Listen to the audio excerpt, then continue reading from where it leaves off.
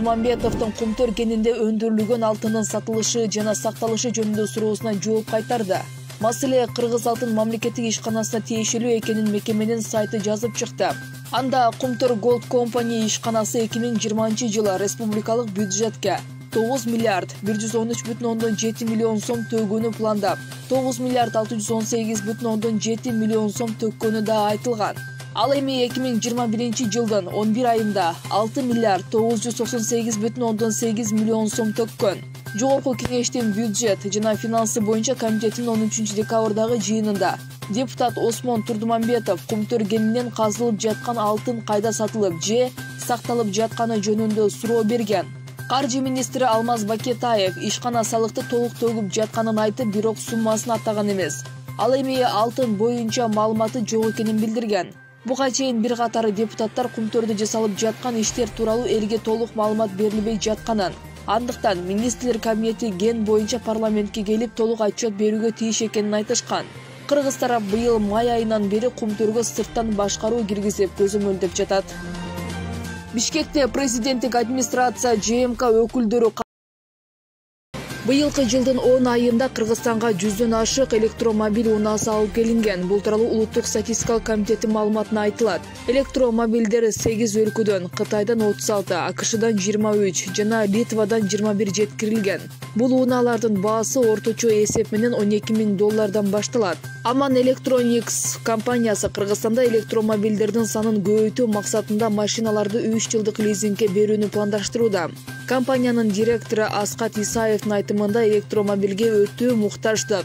Анткени көмүрдөн келген энергия чектелген энергия. Көмүрдү күйгүзөбүз, ал асманга чыгып кайра жерге түшөт, жерден кайра топтолот. Табият өзү толукталып, калыбына келе турган кубулуш, биздин керектөөбүз топтолгонго убакыт жетпей кала турган мезгил келе жатат.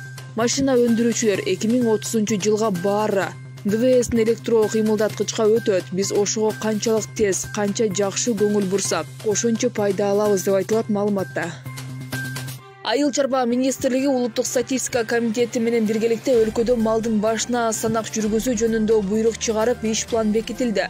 Бул тууралуу мекеменин басма сөз кызматы маалымдады. Буйрукка ылайык өлкө аймагындагы мал жандыктарды жана үй канаттууларын кайра каттоого алуу жыл аягында башталып, жыйынтыгы 2022-жылдын 16 февралында белгилүү болот.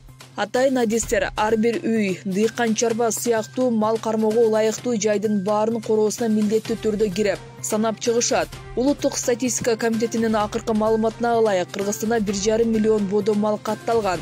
Кой эчкинин саны 6 миллионго жеткен, жылкынын саны 467 миң.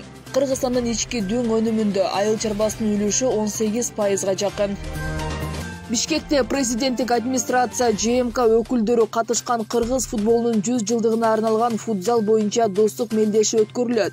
Бул тууралуу өлкөнүн футболдук союзунун маалымат кызматы билдирди. Турнирге президенттик администрациядан, улуттук футболдун ардагерлеринен, жалпыга маалымдоо каражаттарынан, спорттук уюмдардан, бизнес чөйрөсүнүн өкүлдөрүнөн жана маданият ишмерлеринен турган командалар катышат. Достук мелдеш Кыргызстанда футболдун пайда болушунун 100 жылдыгына карата Кыргыз футболдук союзунун демилгеси менен уюштурулууда. Ал өлкөдө спортту өнүктүрүүнү жана сергек жашоо образын жайылтууну максат кылат деп айтылат билдирүүдө. Турнир Бишкектин Арча Бешик конушундагы Газпром ден соолуктуу чыңдоо борборунда 17 декабрда өтөт. Сулзак районунун тургуну Аттокур Асанбеков кезинде иштеткен чабан үйү делген имаратты 19 жылдан бери талашып келет.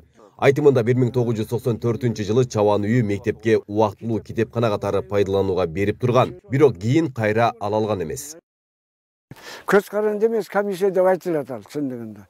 Буга эч ким килише да албайт. Өздөрүбүзгө үлүскө бөлүнгөн эмен бөлүп алдыктан ошондо мына чабандык үйдү колхоздун карызын, кичинекей чарбанын карызын жабыш үчүн 8230 сомго ошо комиссия баалаган баада сатып алуу жана сатуу келишимин түзүп, Жалал Абад областынын мүлк бөлүштүрүү комиссиясынан барып, кызыл китепти алганмын. Мыйзамдуу документтин негизинде мына.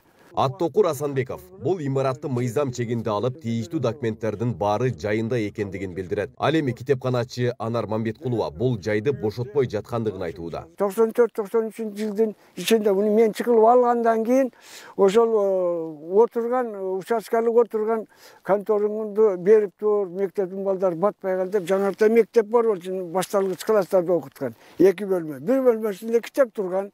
Балдар батпай калды деп суранганына мен убакыт өткүзүп туралы деген бошотуп бергенмин. Китеп тап келишип мына бүгүнкү чейин чыгаргыла, биз ишкана кылалы, элге бир пайдалуу иш кылалы десек, китептерди албай атышат да. Бул адилетсиздик деп мен ошондон кайрылып атам. Сиздер аркылуу ушу президентке, канча Кызылшаевичке ушул сөздөр жетсе, мына ошолордун бетине көшүп атат дегендей болуп атам. Алар билбейт бул боюнча. Мыйзамсыз документтер жок, жөн эле бир айылдык кеңештин буйругун чыгарып алышып эле ушу бизге берилген деп неме атат. Айылдык кеңештин акысы жок деп бирөөгө бөлүнгөн мүлктү жөндөн эле жең ичинде жазып койсо боло береби. Ал эми тургундар болсо, бул чабан үйүн Аттокур Асанбеков иштетип келгендигин айтап, мыйзам чегинде ээси катары көрсөтүшөт. 97-жылга чейин мен бухгалтер болуп иштеп турдум. 97-жылы бөлүмдө ошол комиссия эл шайлаган комиссиянын ичине кошулдум.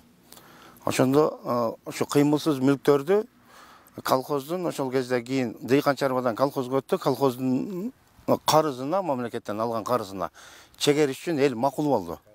Макул болгондо ар жерлерди баалап, ошо комиссия түзгөн баа менен ошо карызга чегерди. Чегерген кезде ошол жер 8300 бекен, 8000 бир нерсе. 8230 болуп, ошолну эч ким алган эмес ошол кездечи. Себеби элде ала турган акча жок болгон. Бир кой 250 сом болгон базарда. Анан буну 8000ге алыш үчүн бир 30 кой сатыш керек. 30 кой эч кимде болгон эмес. Эми болгондорго көпчүлүгүбүздө болгон эмес да. Нанга зорго акча таап жашаган кез болгон. Ошол кезде бул эч ким албай калганда бул кишиге комиссия зордо ыйгарган. Мүлктөр бөлүнгөндө да ушу кишиге бөлүнгөн, ушу бизге. Бөлүнүп, ушунун эсебинде турган. Анан кайсы убакта бул библиотека болуп кеткенин билбейм, эме чындыгын айтыш керек. Библиотекада булар ортодон чыгарып эле сельсоветтен 94-жылы чечим чыгарып алышып эле сельсоветке карабайт бул өзү. Сыртынан караганда китепкана катары көрүнбөгөн бул жайда Клара Төлөгөн кызы иштеп жатат. Айыл өкмөт тарабынан китепканачыга айына 7200 сомдон маяна берилет. Азыркы мезгилде Төлөгөн кызы Клара деген иштеп атат. 2019-жылы июнь айынан мурунку Мамбет Айыпова анар эжеге пенсияга чыгып кеткен. Азыр ордуна иштеп атат. Чабан үйү делген имарат китепкана катары айыл өкмөттүн балансында эместигин адистер айтышты. Кызкөл айыл өкмөттүн балансында турбайт. Мурда жанакы мектепте окуучулар класстар жетишпегендигине байланыштуу берилген экен. Кийин азыр библиотека жайгашкан. Биздин Кызкөл айыл өкмөттүн балансында турбайт. Чабан үйү китепкана аталган тизменин ичинде кирбегендик фонд белгилейт деп атат. Ал эми экинчи тараптын мыйзамдуу өкүлүмүн деген Кубат Мамбеткулов бул имарат апасы Анар Мамбеткуловага 27 жыл мурун өткөнүн айтууда. Тийиштүү документтер бар экендигин билдирүүдө. Бул биринчиден айтып кетсем, апама 94-жылы номер 20 буйруктун негизинде берилген. Бул буйрук 17 октябрь 94-жылы 20 буйруктун негизинде берилген. Бул буйруктун негизинде бул БТИ орган справка берип атат, бул Кызкөл айылдык кеңешине карайт деп. Ошонун негизинде Кызкөл айылдык кеңеши апама ошол жерде иштеген үчүн приватташтыруу болгондо апама берген. Бардыгы мыйзам чегинде берилген. Бул мыйзамсыз талашып атат.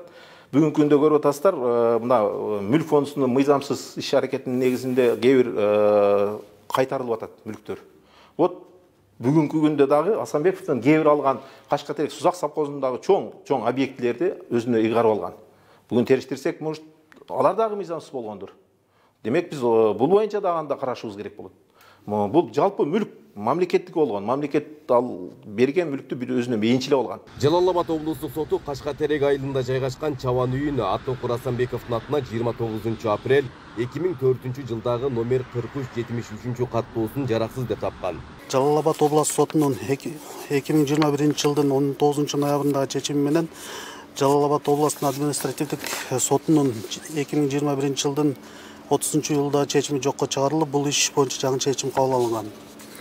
Административдик жоокер кадастр мамлекеттик мекемесинин Сузак филиалына 3-жактар мамлекеттик мүлк фондуна карата Сузак райондук мамлекеттик каттоо башкармалыгы тарабынан Сузак районунун Кашкатерек айылында жайгашкан чабан үйүн 29/04/2004 жылдагы номер 4373 каттоосунда катталган каттоосун жараксыз деп табылган.